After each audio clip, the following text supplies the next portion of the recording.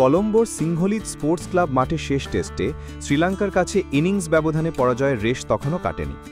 এর মধ্যেই সংবাদ সম্মেলন কক্ষে ঢুকে নিজের টেস্ট অধিনায়কত্ব ছাড়ার ঘোষণা দেন নাজমুল হোসেন শান্ত। 10 মিনিটের ভেতর বক্তব্য শেষ করে ফিরে যান ড্রেসিং রুমে। তবে শান্তর এমন সিদ্ধান্ত বিসিবিতে ছড়িয়ে দিয়েছে স্তব্ধতা। এখন তাই খুঁজতে হচ্ছে নতুন অধিনায়ক। নতুন অধিনায়ক নির্বাচন নিয়ে এখনও পরিকল্পনা শুরু করেনি বিসিবি। বিসিবির ক্রিকেট পরিচালনা বিভাগের চেয়ারম্যান নাজমুল আবেদিন ফাহিম বলেন, এখন আমাদের নতুন করে ভাবতে হবে। এই মুহূর্তে সে ভাবনা শুরু হয়নি। তবে শান্তর সিদ্ধান্তকে আমি সম্মান করি।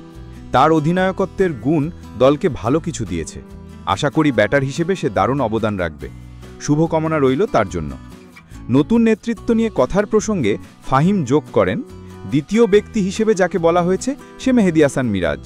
ওয়ানডে দলের দায়িত্ব এখন তার কাঁধে। আমি ধরেই নিয়েছিলাম শান্তই নিয়মিতভাবে নেতৃত্ব দেবে। শ্রীলঙ্কা সিরিজ শুরুর আগে ওয়ানডে নেতৃত্ব হারান শান্ত।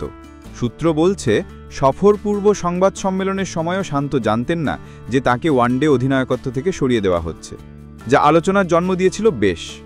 গল টেস্টে বাংলাদেশের ভালো পারফরম্যান্সের কারণে বিষয়টি চাপা পড়ে যায়।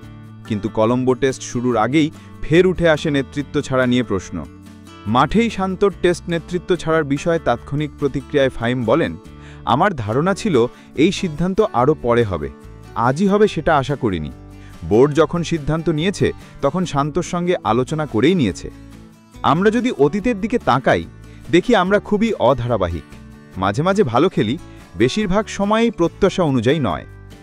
খেলাধুলার সব শেষ আপডেট পেতে সাবস্ক্রাইব করুন BGN TV 24।